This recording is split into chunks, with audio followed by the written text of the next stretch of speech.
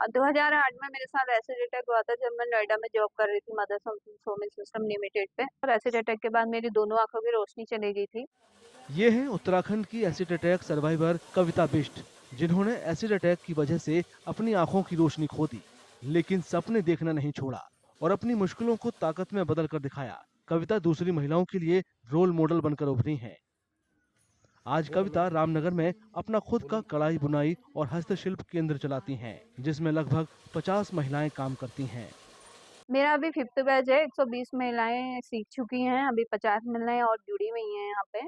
और उसमें से 25 महिलाएं रोजगार से जुड़ी हुई हैं और जो लोकल महिलाएं जो सूट सलवार वगैरह सीखने आती हैं सिलाई, तो और फ्री ऑफ कॉस्ट सिखाते हैं। मेरे सैन्य कविता शोभ में यहाँ पे सिलाई सिखाई जाती है फ्री ऑफ कॉस्ट। इनके बच्चों को कंप्यूटर और पार्लर कोर्स है इनका। तो यहाँ पे जो महिलाएं रोजगार से जुड़ी हुई हैं तो उनको हम कुशन सिखाते हैं और ये कपड़े के बैग हो गए, स्कूल बैग, सब्जी बैग, गोबर के दिए, गोबर की धूप और ऐपण दिए ऐपण करना, कैंडल बनाना। तो इनकी परबनाई इनको जाती है। फिर जब हम स्टॉल लगाते हैं तो जो सामान बिकता है फिर उससे इनको परबनाई मिलती है। केंद्र की महिलाएं कविता को धन्यवाद देती हैं कि उन्होंने उनकी आजीविका के लिए अवसर दिया। और कविता मैम हमको बहुत सहायता करती हैं। घर से थोड़ा काम करने के बाद हम यहाँ आते हैं, अपना सिलाई करते हैं, कढ़ाई बुनाई बहुत सिखाती हैं और सभी चीज़ हम सीख चुके हैं और अब यहाँ हम जॉब पे लगे हैं। क्या क्या बनाते हो आप लोग? यहाँ कुशन बनाते हैं, बैग बनाते हैं और बहुत सी चीज़ें बनाते हैं। सिलाई भी की जाती है, कपड़े भी सिले जाते हैं, बैग सिले जाते हैं, साइड पर्स, हैंड पर्स सब सिले जाते हैं। मोमबत्ती, दिए, गोबर के दिए बनाए जाते हैं, धूप बनाई जाती है, बहुत सी सारी चीज़ें बनाई जाती हैं। सर मैम बहुत अच्छी मैम है और हमें बहुत अच्छा सिखाती हैं और हम कहती हैं जैसे मैं आगे बढ़ी हूँ आप भी आगे बढ़ो हमारे साथ। यहाँ महिलाएं रोजगार से जुड़ी, मैं भी यहाँ हेल्प पे करती हूँ महीने पे।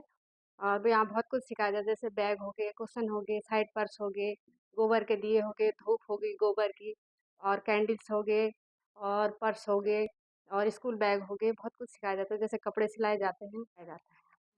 कविता की यात्रा न केवल उनके केंद्र की महिलाओं को बल्कि रामनगर की बाकी महिलाओं को भी प्रेरित करती है। और पहले हम मेरा 12th कंप्लीट हुआ था तो उसके बाद हम सिर्फ घर पे काम और ये सब चीज़ें ही होती थी। लेकिन जब हमें पता चला कि यहाँ पे एक सिलाई सेंटर है जहाँ पे बहुत सी चीज़ें सिखाई जाती है, मैम सिखाती है और मैम के साथ इतना सब चीज़ हुआ है तो उनको देख के हमने कहा जब वो कर सकती है तो हम तो फिर भी ठीक है। उनके साथ इतनी बड़ी घटना हुई, उनकी आंखें नहीं है, जो भी है मतलब, तो उस वजह से हमें भी उनसे बहुत हौसला मिलता है इन चीज़ों को लेके। कविता बिष्ट जी का वो निश्चित रूप से बहुत बड़ी प्रेरणा है पूरे समाज के लिए, क्योंकि हम सब जानते हैं 2008 में शायद हुआ था, लगभग उनके ऊपर एसिड अटैक हुआ था। बहुत छोटी उम्र थी, 18-19 साल की वो कुल थी और उस समय पर एक बार ऐसा लगा था जैसे पूरा जीवन समाप्त हो गया हो। लेकिन धीरे धीरे उन्होंने आगे बढ़ते हुए और लगातार काम करते हुए आज वो इस मुकाम पर हैं कि वो ना तो उन्होंने अपना हौसला गिरने दिया है और साथ में बहुत सारे और बच्चों को वो आजकल रोजगार का केंद्र भी बना दिया है।